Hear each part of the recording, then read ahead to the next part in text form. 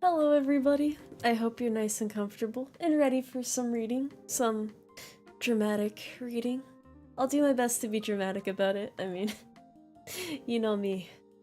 My voice has a lot of different modes, a lot of, you know. Yes.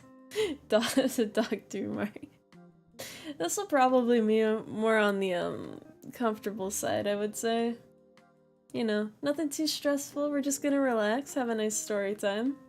I can't promise that I'm going to read these perfectly, by any means. I'm probably going to fuck up a lot, actually, but that's okay. That's okay, it's a stable environment.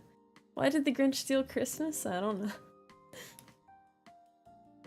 I am not going to rap Dr. Seuss on a beat. I cannot rap.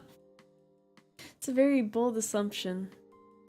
Yes, I will sit you down and I will please gather around outside the stable. The Grinch was not right. The Grinch is a bad man. The Grinch is I wouldn't say a terrorist, but he's not our friend here. Yes, hello. Alright, let's see, which one do I want to do? Which one do I want to do first here? We can start with the most basic bitch story of them all, the Cat in the Hat. Let's do that. I got this. I got this, here. I'm gonna do a transition for it. There we go. I don't know why I did that, but let's see. I will give you all some snacks. I mean, probably just some like really dry MRE crackers and maybe a carrot or two. I hope that's sufficient. I have to figure out which way I want to read this in, because this is about to be kind of goofy. Alright. Yes, oatmeal too. Oatmeal is very filling. You should eat lots of oatmeal in the morning. Especially if it has a protein powder in it. Yeah, protein powder oatmeal. No, don't dehydrate the carrots. Okay, let me start reading now. Let me. Please don't use your MRE crackers as weapons. No. Bad. Okay. The Cat in the Hat. By Dr. Seuss, yes. Next page. Alright.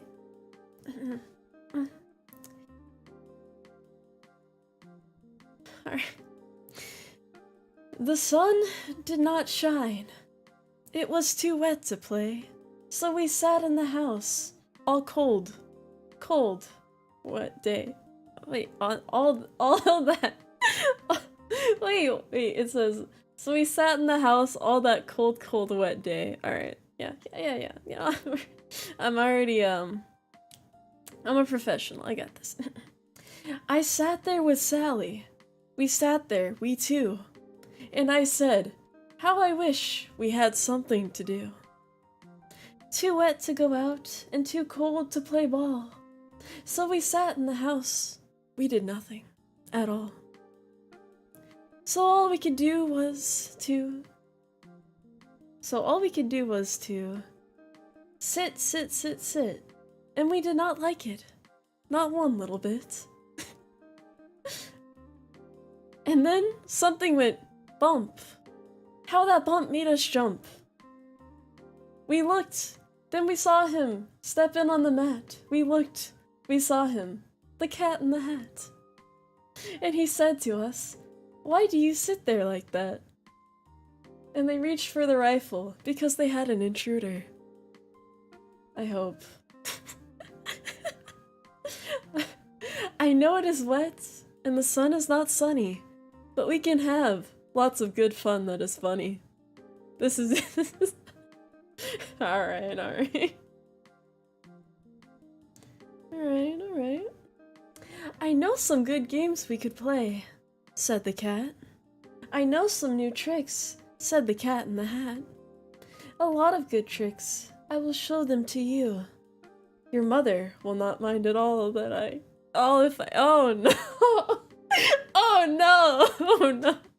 This does not sound good.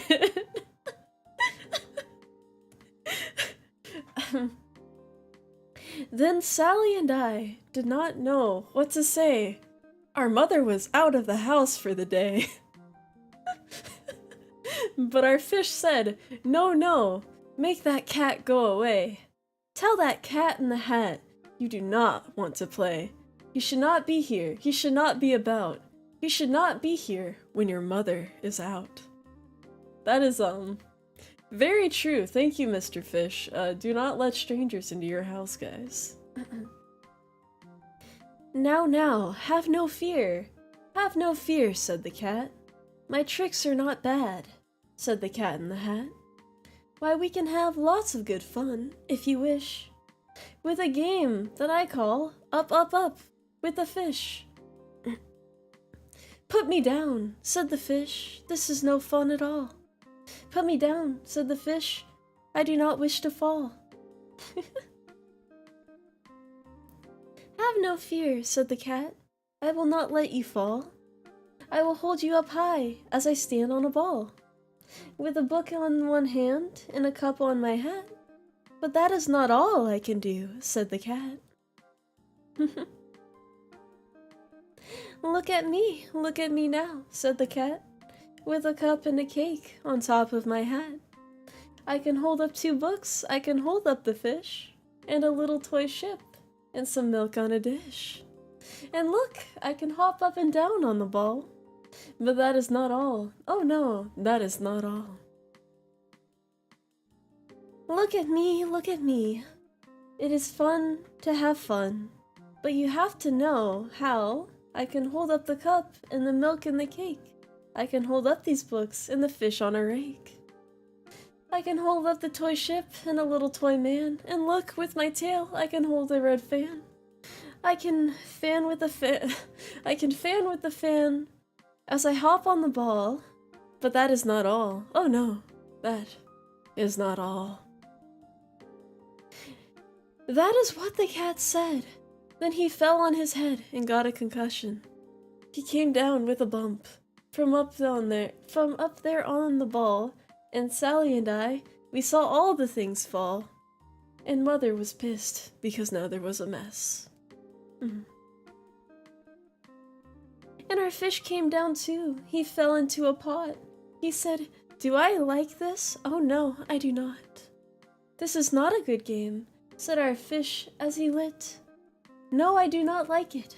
Not one little bit." "Now look what you did," said the fish to the cat. "Now look at this house, look at this, look at that. You sank our toy ship, sank it deep in the cake. You shook up our house, and you bent our new fucking rake. You should not be here. When our mother is not here, you get out of this house," said the fish in the pot. "But I like to be here. Oh, I like it a lot," said the cat in the hat to the fish in the pot. "I will not go away. I do not wish to go. And so," said the cat in the hat, "so. I will show you another game that I know." And then he ran out, and then, fast as a fox, the cat in the hat came back in with a box. A big red box. Wait, a big red wood box. It was shut with a hook. "Now look at this trick," said the cat. "Take a look." Then he got up on top with the tip of his hat. "I call this game Fun in a Box," said the cat. "In this box are 2 things. I will show it to you now. You will like these 2 things," said the cat with a bow. I guess, yeah, okay. "I will pick up the hook. You will see something new. 2 things, and I call them Thing 1 and Thing 2. Yeah, I call a lot of people that too. Not for good reasons, though.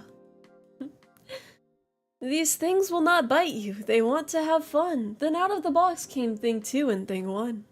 And they ran to us fast. They said, "How do you do? Would you like to shake hands with Thing 1 and Thing 2? Alright, now we have more intruders in the house. And Sally and I did not know what to do, so we had to shake hands with Thing 1 and Thing 2. We shook their hands, but our fish said, "No, no. Those things should not be in this house. Make them go. They should not be here when your mother is not. Put them out, said the fish in the pot. Also, thing 3 exists within your heart. It was there the whole time. Yeah. Thing 1, thing 2, thing 3. That's you. Have no fear, little fish, said the Cat in the Hat. These things are good things, and then he gave them a pat. They are tame, oh so tame, they have come here to play. They will give you some fun on this wet, wet day. Okay, alright. Now here is a game that they like, said the cat. They like to fly kites, said the Cat in the Hat. No, not in this house, said the fish in the pot. They should not fly kites in a house, they should not. Oh, the things they will bump, oh, the things they will hit. Much like when mother was hit by father. Oh, I do not like it. No, not one bit. I don't either, Mr. Fish. Then Sally and I saw them run down the hall. We saw those two things bump their kites on the wall. Bump, thump, thump, bump, down the wall in the hall. Thing 2 and thing 1, they ran up, they ran down. On the string of the kite, we saw mother's new gown. Her gown with the dots that are pink, white, and red. Then we saw one kite bump on the head of her bed. Then those things ran about with big bumps, jumps, and kicks, and with hops and big thumps and all kinds of bad tricks. And I said I do not like the way that they play. If mother could see this, oh, what would she say? I don't think their supervisor is in, and that's a shame. Oh shit, it's mother. Then our fish said, look, look, and our new fish shook with fear. Your mother is on her way home, don't you hear? Oh, what will she say to us? What will she do? What will she do to us? What will she say? Oh, she will not like it to find us this way. Yeah, don't do weird shit while your mother's not home, kids. So do something fast, said the fish. Do you hear? I saw her I saw her, your mother. Your mother is near. So as fast as you can, think of something to do. You will have to get rid of thing 1 and thing 2. So grab your shotguns, kids. It's time to go. We have a solution to our problem now. So as fast as I could, I went after my net, and I said, with my net I can get them, I bet. I bet with my net I could get those things yet. Then I let down my net, it came down with a plop, and I had them at last. Those things I had to stop. Then I said to the cat, now you do as I say, you pack up those things and you take them away. Oh dear, said the cat, you did not like our game. Oh dear, what a shame, what a shame, what a shame. That is good, said the fish. He has gone away, yes. But your mother will come, she will find this big mess. And this mess is so big and so deep and so tall, we cannot pick it up, there is no way at all. And then he shut up with the things. Okay. And then he shut up the things in the box with the hook, and the cat went away with a sad kind of look. And then, who is back in the house? Why, the cat. Have no fears of this mess, said the Cat in the Hat. I always pick up my playthings, and so I will show you another good trick that I know. Then we saw him pick up all the things that were down. He picked up the rake, he picked up the cake, and the gown, and the milk, and the strings, and the books, and the dish, and the fan, and the cup, and the ship, and the fish. And he put them away, then he said, that is that. And then he was gone, with a tip of his hat. What a gentleman, yes, what a gentleman. And then our mother came in, and she said to the two of us, and she said to us too, did you have any fun? Tell me, what did you do? And Sally and I did not know what to say. Should we tell her the things that went on there that day? Should we tell her about it? Now, what should we do? Well, what would you do if your mother asked you? What would you do? That's the end of the Cat in the Hat. What do we think of this suspicious-ass cat in his hat? I mean, I don't know why he stuck in just when their mother wasn't there, and I don't know why he was offering to play games with them, or... You know what, maybe I'm overthinking this. I'm sure that this is... He's a nice man, okay? He's a nice man. Don't worry about it. I would trust him to... No, I would not trust him around children. Please, if you see a suspicious looking cat that speaks in rhymes sneak into your house, please call the police. Please call the police. He does not look like a nice guy. And that fish... Oh, okay. Okay. We'll read Green Eggs and Ham next. Because expired food is kind of cool, I guess. Alrighty, alrighty, here goes.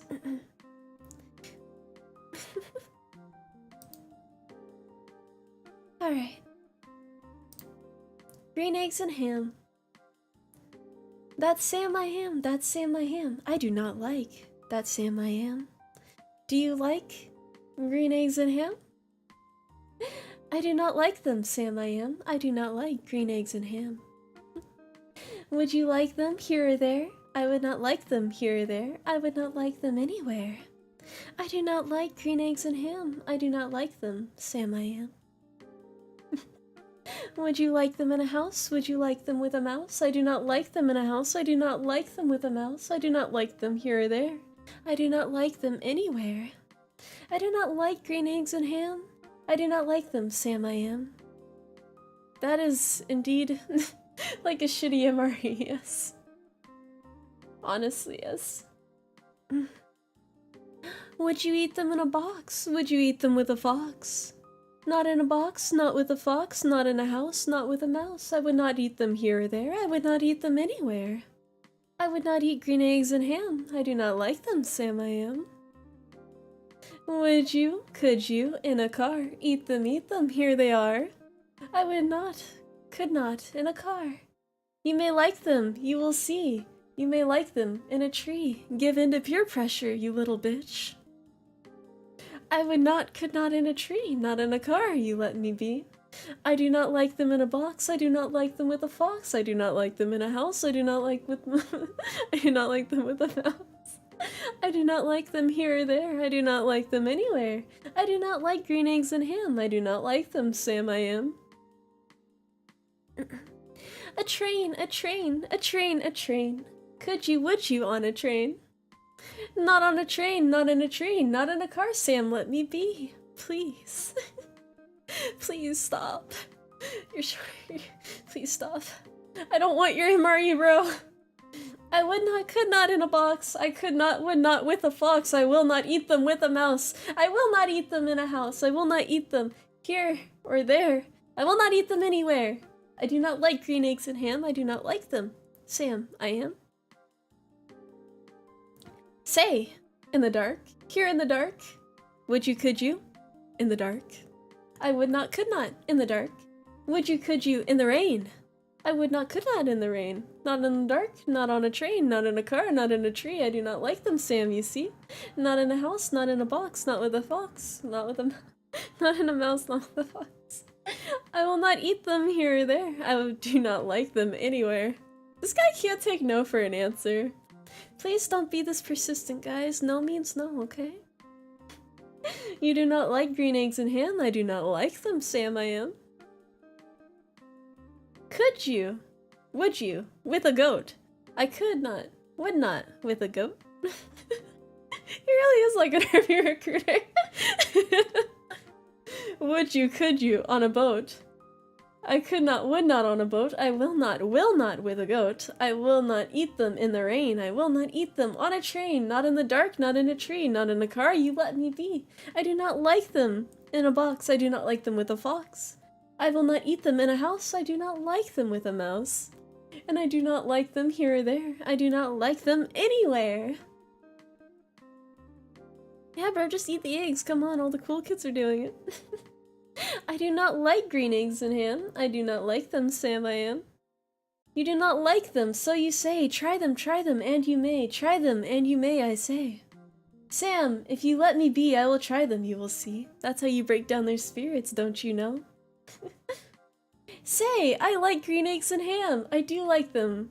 I like them, Sam I am. And I would eat them in a boat, and I would eat them with a goat. And I will eat them in the rain, and in the dark, and on a train, and in a car, and in a tree. They are so good, you see. And I will eat them in a box, and I will eat them with a fox, and I will eat them in a house, and I will eat them with a mouse, and I will eat them here and there. Say, I will eat them anywhere. I do so like green eggs and ham. Thank you, Sam I am. Thank you for enlisting. Yeah, this guy is fucking weird. I think he just like, you know when you just, it's the peer pressure, man. I feel bad. This is actually a tactical manual that all recruiters have to read before they start recruiting people in. I don't think he's gonna eat them in the girls' locker room.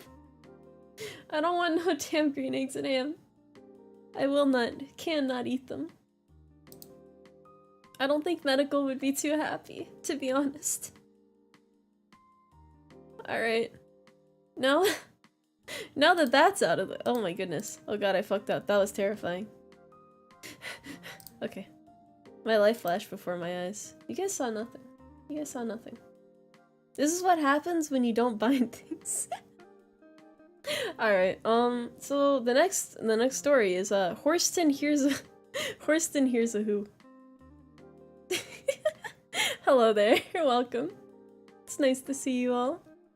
We are, we're getting through our stories one step at a time. Yes, Horston hears a who. See? Right there. Medical cares about your feelings, don't forget that. Alrighty. On the 15th of May, in the jungle of Newell, in the heat of the day, in the cool of the pool, he was splashing, enjoying the jungle's great day and great joys, when Horton, the elephant, heard a small noise. Ah! So Horton stopped splashing. He looked towards the sound. That's funny, thought Horton. There's no one around. They're in the walls. Yeah, they're in the walls. Then he heard it again. Just a very faint yelp, and as if some tiny person were calling for help. I'll help you, said Horton. But who are you? Where? He looked and he looked. He could see nothing there, but a small speck of dust blowing past through the air. Oh my goodness. I say, murmured Horton, I've never heard tell of a small speck of dust that is able to yell. So you know what I think? Why, I think that there must be someone on top of that small speck of dust. Some sort of creature of very small size. Too small to be seen by an elephant's eyes. Yes, take your meds, Horton. Some poor little person who's shaking with fear that he'll blow in the pool. He has no way to steer. I'll just have to save him, because after all, a person's a person, no matter how small. That's right. Size doesn't matter. That's the spirit, buddy. What a happy elephant. What a nice guy. So gently, and using the greatest of care, the elephant stretched his gray trunk through the air. And he lifted the dust speck and carried it over and placed it down safe on a very soft clover. Humph! Humphed a voice. 'Twas a sour kangaroo, and the young kangaroo in her pouch said humph too. Why, that speck is as small as the head of a pin. A person on that? Why, there has never been. Damn. Guys are kinda assholes, okay. Alright. Believe me, said Horton, I tell you sincerely, my ears are quite keen, and I hear him quite clearly. I know there's a person down there, and what's more, quite likely there's 2, even 3, even 4. Quite likely, a family, for all that we know. A family with children just starting to grow. So please, said Horton, as a favor to me, try not to disturb them, just please let them be. I think you're a fool, laughed the asshole kangaroo. And the young kangaroo in her pouch said, me too. You're the biggest blame fool in the jungle of Newell. And the kangaroos plunged in the cool of the pool. What terrible splashing! The elephant frowned. I can't let my very small persons get drowned. I've got to protect them. I'm bigger than they. So I plucked up the clover and hustled away. Through the high jungle treetops, the news quickly spread. He talks to a dust speck. He's out of his head. Yes, he is. Just look at him walk with that speck on a flower. And Horton walked, worrying, almost an hour. Should I put the speck down? Horton thought with alarm. If I do, these small persons may come to great harm. I can't put it down, and I won't. After all, a person's a person, no matter how small. Then Horton stopped walking. The speck voice was talking. That voice was so faint he could just barely hear it. Speak up, please, said Horton. He put his ear near it. My friend, came the voice, you are a very fine friend. You've helped all of us folks on this dust speck to know it.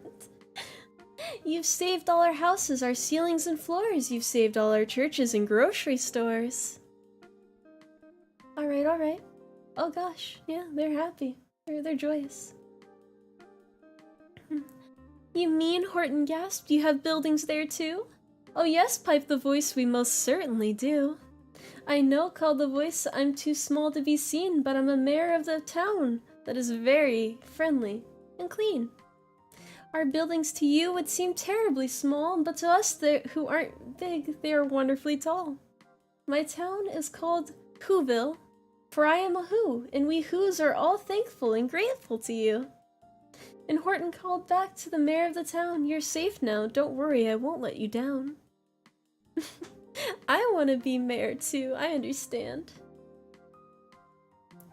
But just as he spoke to the mayor of the speck, 3 big jungle monkeys climbed up Horton's neck. The Wickersham brothers came shouting, what rot, this elephant's talking to Whos and who are not. They aren't any Whos, and they don't have a mayor, and we're going to stop all this nonsense, so there. Okie dokie then. They snatched Horton's clover, they carried it off to a black-bottomed eagle named Vlad Volokov. A mighty strong eagle, a very swift wing, probably a bald eagle. I like that thing. And they said, will you kindly get rid of this thing? And before the poor elephant could even speak, that eagle flew off with the flower in his beak. Damn, he lost his only friends because now everyone thinks he's insane.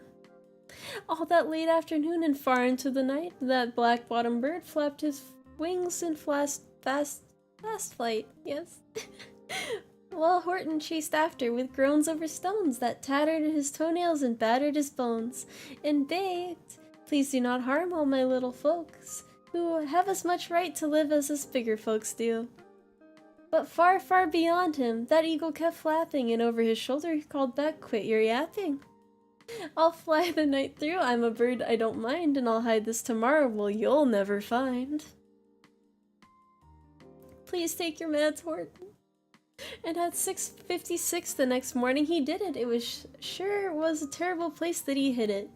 He let that small clover drop somewhere inside of a great patch of flowers 100 miles wide.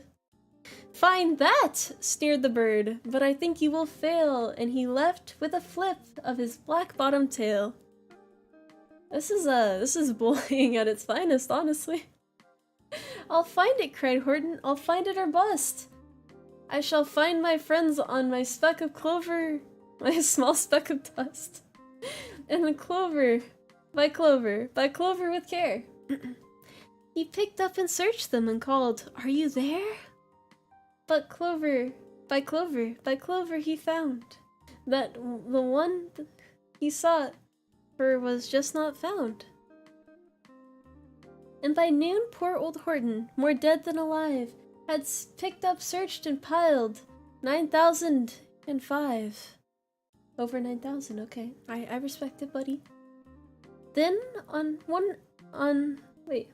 Then on through the afternoon, hour after hour, till he found them at last, on the 3 millionth flower. My friends, cried the elephant, tell me, do tell, are you safe, are you sound, are you whole, are you well? From down on the speck came the voice of the mayor. We've really had trouble, much more than our share. When that black-bottomed birdie let us go when we dropped, we landed so hard that our clocks have all stopped. Our teapots are broken, our rocking chairs smashed, and our bicycle tires all blew up when we crashed. So Horton, please, take your meds, pleaded that voice of the mayor's.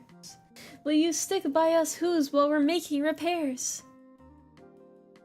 Of course, called Horton. Of course I will stick. I will stick by you small folks through thick, thin and through thick. Okay.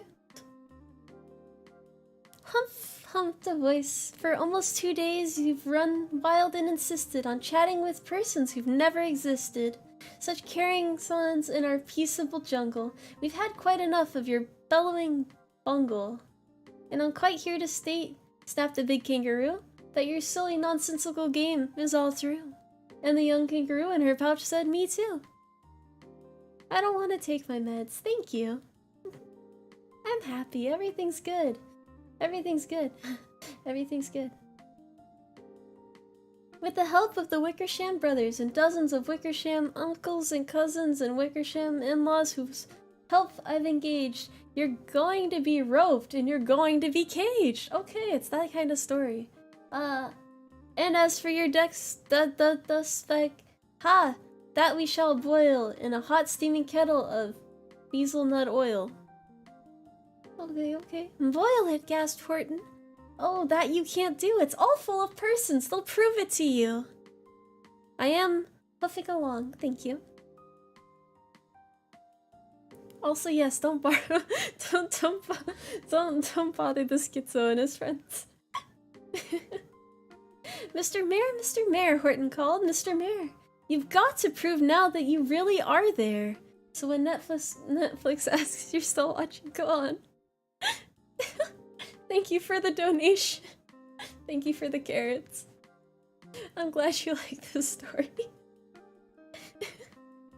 You've got to prove it now. Alright, so call a big meeting. Everyone out. Make every who holler. Make every who shout. Make every who scream. If we don't, every who is going to end up in diesel nut stew. And down on the dust speck, the scared little mayor quick called a big meeting in Whoville Town Square. And as people crowd loudly, they cried out in fear, we are here, we are here, we are here, we are here. The elephant smiled. That was clear as a bell. You kangaroos surely heard that very well. All I heard, snapped the kangaroo, was the breeze and the faint sound of wind through the far distant trees. I heard no small voices and you didn't either. And the young kangaroo in her pouch said, me neither. Grab him, they shouted, and cage the big dope. Lasso his stomach with 10 miles of rope. Tie the knots so tight that he'll never shake loose, and then dunk that dumb speck in the diesel nut juice. And no, I don't think it tastes good. Horton fought back with great vigor and vim, but the Wickersham gang was too many for him. They beat him, they mauled him, they started to haul him into the cage, but he managed to call to the mayor, don't give up, I believe in you all. A person's a person, no matter how small. And you very small persons will not have to die if you make yourselves heard, so come on now and try. Horton, you can do this. I'm cheering you on. Please, bro. Come on.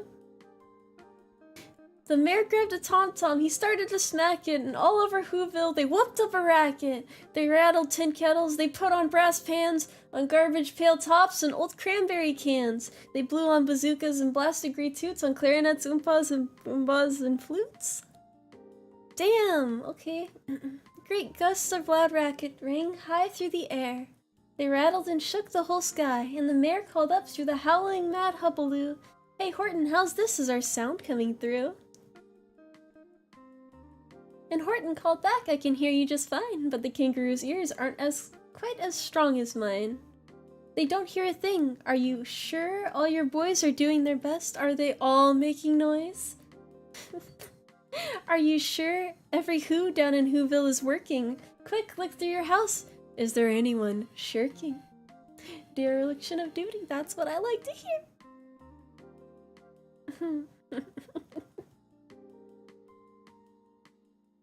Though the town rushed the mayor from east to west side, but everyone seemed to be doing his best. Everyone seemed to be yapping or yipping, everyone seemed to be beeping or bipping. But it wasn't enough, all this ruckus and roar. It had to find someone to help him make more. He raced through each building, he searched floor to floor. And just as he felt he was getting nowhere and almost about to give up in despair, he suddenly burst through a door that Mare discovered one shirker hidden away. In the Fairfax apartment 12J? Why is that important information? A very small shirker named Jojo was just standing and bouncing a yo-yo. Not making a sound, not a yip, not a chirp, and the Mare rushed inside, and he grabbed the young twerp. And he probably kidnapped him, I mean, let the little dude do his thing, that's kind of fun. And he climbed with the lad up to Eiffelberg Tower. "This," cried the Mare, "is your town's darkest hour.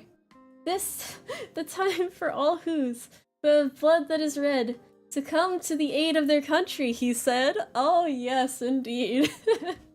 I like where this is going. "We've got to make noise in greater amounts, so open your mouth, lad, for every voice counts." Thus he spoke as he climbed. When they got to the top, the lad cleared his throat and he shouted, "Yop." And that yop, that one small extra yop, put it over. Finally, at last, from that speck on the clover, their voices were heard. They rang out clear and clean. And the elephant smiled. "Do you see what I mean? They've proved they are persons, no matter how small, and their whole world was saved by the smallest of all." "How true, yes, how true," said the big kangaroo, "and from now on, you know what I'm planning to do? From now on, I'm going to protect them with you." And the young kangaroo in her pouch said, "Me too. From sun in the summer, from rain when it's fallish, I'm going to protect them no matter how smallish." The end. I don't know what the moral of that story was, because they are going to presumably just murder him because he was a little bit different and speaking to people that were not necessarily there. Because he thought that, you know, small people deserve rights too, which I totally agree unless they're ponies. I'm glad everyone can hear the voice now. Nobody needs meds if everyone's crazy, right? Isn't that how that works? The World War II comics, I'm not gonna... I would... that sounds interesting, but I'm not gonna read that now. Damn. We only have one story left. I didn't remember the stories being this way, I'm gonna be honest. I assumed they were a bit more pure-hearted and less, insane than this, quite frankly. Thank you, Horton. Very cool. Very cool. Alrighty. The last story today is going to be... Wait for it. There it is. The Lorax. The Lorax. It's the Lorax. That little orange dude. You know, that guy. It's that boy. Here we go. Here we go. Let's take a time and learn a story. Alright. At the far end of town where the grickle grass grows and the wind smells slow and sour when it blows and no bird ever sings excepting old crows is the street of the lifted Lorax. And deep in the grickle grass, some people say, if you look deep enough, you can still see today where the Lorax once just stood as long as it could before someone lifted the Lorax away. What was the Lorax and why it was there? And why was it lifted and taken somewhere from the far end of town where the grickle grass grows? The old Onceler still lives here. Ask him, he knows. You won't see the Onceler, don't knock at his door. He stays in his lurkum on top of his store. He stays in his lurkum cold under the floor, where he makes his own clothes out of muffled moof. Why does he live under the floors? But when I live under the floors, it's a fucking problem. Oh. Anyway, And on special dank midnights in August, he peeks out of the shutters and sometimes he speaks and tells how the Lorax was lifted away. He'll tell you perhaps if you're willing to pay. Because everything has a price, and I guess his is probably not $20, but yeah. On the end of a rope, he let down a tin pail, and you have to toss in 15 cents and a nail, and the shell of a great-great-great-grandfather snail. Under the stairs is under the... yeah, you know, I'd say I'd rather probably live under neither. I like living in the stable. It's a nice place here. I'm comfy. It's nice. Then he pulls up the pail, makes a most careful count to see if you paid him the proper amount. Don't you dare try to cheat him out of his fucking snail shell, you assholes. Gotta be nice, you know? Gotta pay your dues. You don't want any debt. No, you don't. Then he hides what you paid him away in his snub, his strange secret hole in his grubbelous glove. Then he grunts, I will call you by whisper-ma-phone, for the secrets I tell you are for your ears alone. So please have the proper security clearance. Slep down sleps the whisper-ma-phone to your ear, and the old once-clear whispers are not very clear, since they have to come down through a snurgly hose, and he sounds as if he had smallish bees up his nose. Now I'll tell you, he said, with his teeth sounding gray, how the Lorax got lifted and taken away. It all started way back, such a long time back. Way back in the days when the grass was still green and the pond was still wet and the clouds were still clean. And the song of the Swami Swans rang out in space. One morning, I came to this glorious place. And I first saw the trees, the truffula trees, the bright-colored tufts of the truffula trees, mile after mile in the fresh morning breeze. And under the trees I saw brown barbaloots frisking about in their barbaloot suits, and as they played in the shade and ate truffula fruits, from the rippulous ponds came the comfortable sounds of the humming fish humming while splashing around. But those trees, those truffula trees, all my life I'd been searching for trees such as these. The touch of their tufts was much softer than silk, and they had the sweet smell of fresh butterfly milk. Better than horse milk, that's all I have to say. I felt a great leaping of joy in my heart. I knew just what I'd do. I unloaded my cart. In no time at all I had built a small shop, then I chopped down a truffula tree with one chop. And with great skillful skill and with great speedy speed I took the small tuft and I knitted a need. The instant I'd finished I heard a gazump. I looked. I saw something pop out of the stump of the tree that I chopped down. It was some sort of man. Describe him. That's hard. I don't know if I can. He was shortish and oldish and brownish and mossy, and he spoke with a voice that was sharpish and bossy. Why was there an officer in the tree? Alright. Mister, he said with a sawdusty sneeze, I am the Lorax. I speak for the trees. I speak for the trees have no tongues, and I'm asking you, sir, at the top of my lungs. He was very upset as he shouted and puffed, what's that thing you made out of my truffula tuft? Why is he in the trees? Don't live in the trees, guys. Don't do it. Look, Lorax, I said there's no cause for alarm. I chopped just one tree. I am doing no harm. I'm being quite useful. This thing is a thneed. Find something that all people need. It's a shirt, it's a sock, it's a glove, it's a hat, but it has other uses, yes, far beyond that. You can use it for carpets, for pillows, for sheets, or curtains, or covers for bicycle seats. No, it's not a sneed, bro. It's it's thneed? I guess because you need it? I don't know. The Lorax said, Sir, you are crazy with greed. There is no one on earth who could buy that fool's I can't pronounce this fucking... What the fuck is that? What the fuck is that? Nobody needs that shit, okay? Nobody fucking needs a thneed. Okay, anyway, I'll calm down. It's, professionalism. But the very next minute, I proved he was wrong, for just at that minute, a chap came along. Oh god, that sounds British.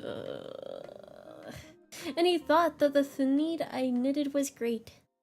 He happily bought it for just $3.98. I laughed at the Lorax. You poor stupid guy.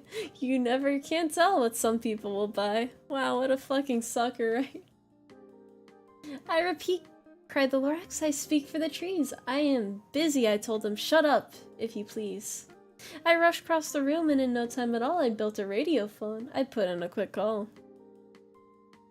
I called all my brothers and uncles and aunts. I said, listen here, here's a wonderful chance for the whole Onceler family to get mighty rich. Get over here fast, you stupid bitch. Take the north road to Nitch. Turn left at Weehawken, sharp right at South Stitch. And in no time at all, in the factory I built, the whole Onceler family was working full tilt. We were all knitting thneeds, just as busy as bees, to the sound of the chopping of truffle trees. This is, pretty fucked up. They're taking his home away because they want money. I mean, I guess that's history, right? And, yeah. Alright. Then, oh, baby, oh, how did my business grow? How my business did grow, rather. Now chopping one tree at a time was too slow. So I quickly invented my super axe hacker, which whacked off 4 truffle trees and 1 smacker. We were busy making needs 4 times as fast, and that Lorax, he didn't show up anymore. Of course he didn't. Of course he didn't. But the next week, he knocked on my new office door. He snapped, I'm the Lorax who speaks for the trees, which you seem to be chopping as fast as you please. But I'm also in charge of the brown barbaloots, who play in the shade of their barbaloot suits and happily lived eating truffle fruits. And now, thanks to your hacking my trees to the ground, there's not enough truffle fruits to go around. Horse love, horse love. Ah, thank you. And my poor barbaloots are getting the crummies because they have gas and no food in their tummies. They love living here, but I can't let them stay. They'll have to find food, and I hope that they may. Good luck, boys, he cried, and he sent them away. Damn, he just put them all up for adoption. You kind of fucked up, Mr. Lorax. If you take... Okay, look. All I'm saying is, if you starve everybody to death and force them out of their home, then it's like the rest of the trees are just yours, right? Yeah, it's fine. I, the Onceler, felt sad as I watched them go, but business is business and business must grow, regardless of crummies and tummies, you know. That's the spirit, buddy. That's the... I don't feel like this book is sending a good message. I meant no harm, I most truly did not, but I had to grow bigger, so bigger I got. I biggered my factory, I biggered my roads, I biggered my wagons, I biggered the loads of the thneeds I shipped out. I was shipping them forth to the south, to the east, to the west, to the north. I went on biggering, selling more needs. And I biggered my money, which everyone needs. That's right, you guys gotta get your monies. Then again he came back. I was fixing some pipes when that old nuisance Lorax came back with gripes. More gripes, yes. I am the Lorax, he coughed and he whiffed. He sneezed and he snuffed, he gargled, he sniffed. This man's losing his goddamn fucking mind, okay. Onceler, he cried with a cruffless croak. Onceler, you're making such smogulous smoke. Please stop killing the environment. The nature-loving dude said. Yes, sir, yes, sir. My poor Swami Swans, why they can't sing a note. No one can sing who has smog in his throat. And so I said the Lorax. Wait, so said the Lorax. Please pardon my cough. They cannot live here. So I'm sending them off. Where will they go? I don't hopefully know. They may have to fly for a month or a year to escape the smog you've smogged up around here. Once more, snapped the Lorax. His dander was up. Let me say a few words about Gluppity Glup. Your machinery chugs on day and night without stop, making Gluppity Glup, also Schloppity Schlop. And what do you do with this leftover goo? I'll show you, you dirty old monster man, you. What the fuck does that mean? Okay. You're glumping the pond where the humming fish hummed. No more can they hum, for their gills are all gummed. So I'm sending them on. Oh, their future history. They'll walk on their fins and get woefully weary in search of some water that isn't so smeary. This is not a dojin. Calm down. And then I got mad. I got terribly mad. I yelled at the Lorax. Now listen here, Dad. All you do is yap yap and say bad, bad, bad, bad. Well, I have my rights, sir. And I'm telling you I intend to go on doing just what I do. And for your information, you Lorax, I'm biggering and biggering and biggering and biggering and biggering. Turning more truffle trees into needs, which everyone needs. And at that moment, we heard a loud whack. From outside in the fields came a sickening smoke of an axe. Smack, smack of an axe. On a tree. And we heard the tree fall, the very last truffle tree of them all. No more trees, no more needs. No more work to be done, so in no time, my uncles and aunts, everyone, all waved goodbye. They jumped into my cars and drove away under the smoke-smuggered stars. Yeah, Dr. Seuss drawings are cool. Why not? And at that moment... Wait, no, I read that. Oh god, the tree's already gone. Alright, so... No, all that was left beneath the bad-smelling sky was my big empty factory, the Lorax and I. Thank you for the donation of $5.55. Yes. The Lorax is pretty powerful. I'm glad that I can soothe you to sleep as I lose my fucking mind. This is relaxing. We're having a good story time tonight, kids. Don't you worry about it, my beloved troops. I got you. The Lorax said nothing. Just gave me a glance. Just gave me a very sad, backward glance as he lifted himself by the seat of his pants. And I'll never forget the grim look on his face when he hoisted himself and took leave of this place. Through a hole in the smog without leaving a trace, and all that Lorax left there in this mess was a small pile of rocks with one word, unless. Whatever that meant, well, I just couldn't guess. That was a long ago.